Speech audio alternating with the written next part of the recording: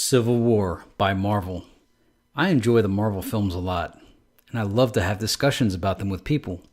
But as of late, it seems, all of the Marvel discussions turn into an alpha-geek competition on who has read Civil War. Now, I've been excluded out of Star Wars conversations in the past because I haven't read all of the Expanded Universe books, even though I've seen all of the films, the holiday special, and owned figures as a kid. But that just isn't good enough to the extreme alpha Star Wars geeks. I want to talk to them. I want their knowledge of the Force, but they won't let me in because I don't have Expanded Universe knowledge. For the record, I did read the Han Solo trilogy. But the bottom line is I don't want to get kicked out of any Marvel discussions because I haven't read the comic books. Comic books are a lot easier for me to read than Expanded Universe novels from Star Wars. So I purchased the Civil War comic. The $15 and 2 hours I spent reading it has already provided a return on investment. Now I can participate authoritatively with honor in most of the Marvel discussions for at least the next year without being excluded by alpha nerds. I'll never be able to keep up with the most nerdiest, but I now know the original storyline to Civil War and what to compare the film to when it comes out. It's fantastic. I also read the entire Avengers Illuminati series, and I enjoyed that as well. If you don't already know the storyline to Civil War, basically, and the true nerd fans are going to hate me on my poor specifics here, but I'm speaking basically to a layman's audience. Basically, some amateur superheroes end up causing a bunch of collateral damage during one of their reality TV pilot shows. The public is upset with the death and destruction, and the media turns it into a frenzy against the superheroes. And Tony Stark, aka Iron Man, becomes the spokesperson for having superheroes reveal their identity and enroll in a superhero registry where the government, and I assume S.H.I.E.L.D., has more control over them and basically gets to call the shots. Steve Rogers, aka Captain America, isn't fond of the idea and refuses to sign up. Other superheroes respect Steve's position and they join his faction. Tony Stark gets Peter Parker, aka Spider-Man, to join and be the poster child for the registration program, and he reveals his identity to the public and signs up. I believe there's a spin-off issue that shows what happens to Spider-Man in the aftermath of Peter Parker revealing his identity. I think there's spin-offs for each of the characters, actually, the main characters. The Spider-Man aspect is briefly covered in the book here. Let's just say it doesn't turn out good as Stark had intended. If I say any more, I'll be spoiling more than I've already spoiled. This is a fascinating argument in this book because it is the Benjamin Franklin argument. Those who would sacrifice liberty for security will get neither. And that's the position held by Captain America. However, you can also see Tony Stark's position as well. Same with their argument in the Age of Ultron movie. Captain America was against Ultron and the Vision, but Tony Stark felt that it was a necessary evil or necessary creation as he foresaw a threat and future conflict with a power beyond their capability for defeating and needed the global information awareness. Captain America was opposed to that and the Civil War scenario.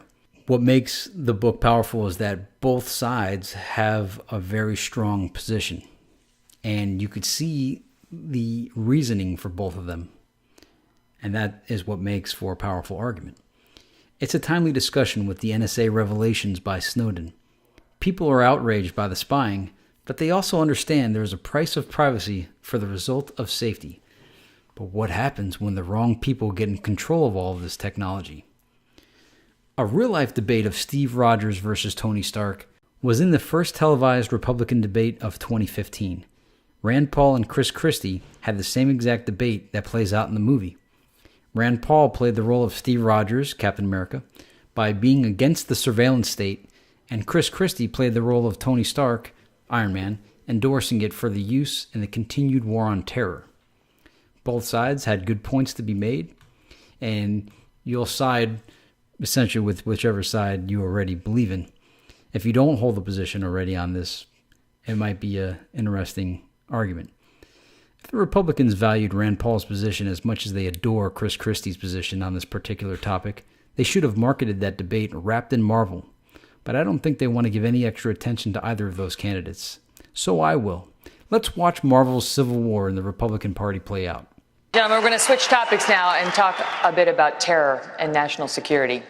Governor Christie, you have said that Senator Paul's opposition to the NSA's collection of phone records has made the United States weaker and more vulnerable, even going so far as to say that he should be called before Congress to answer for it if we should be hit by another terrorist attack. Do you really believe you can assign blame to Senator Paul just for opposing the bulk collection of people's phone records in the event of a terrorist attack? Yes, I do. And I'll tell you why. Because I'm the only person on this stage who's actually filed applications under the Patriot Act, who have gone before the the Foreign Intelligence Service Court, who has prosecuted and investigated and jailed terrorists in this country after September 11th. I was appointed U.S. Attorney by President Bush on September 10th, 2001. And the world changed enormously the next day. And it happened in my state. This is not theoretical to me. I went to the funerals. We lost friends of ours in the Trade Center that day. My own wife was 2 blocks from the Trade Center that day at her office, having gone through it that morning.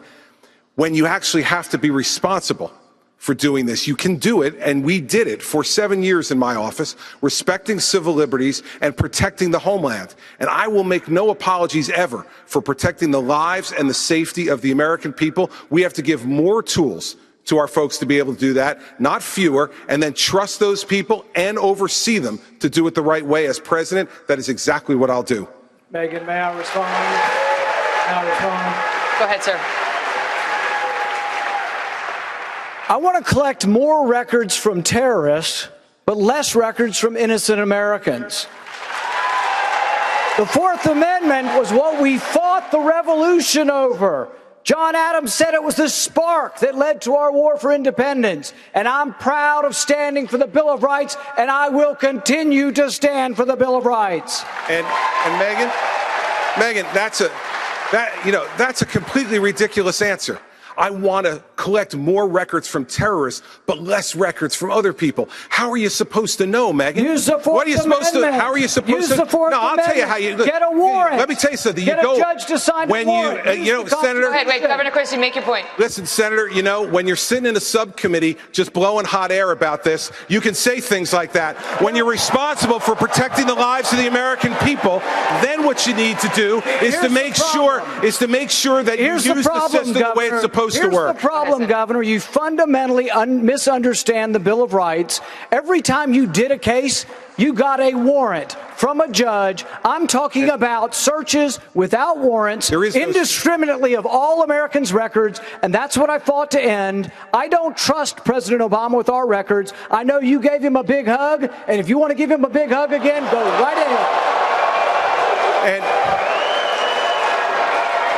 Go ahead, Governor.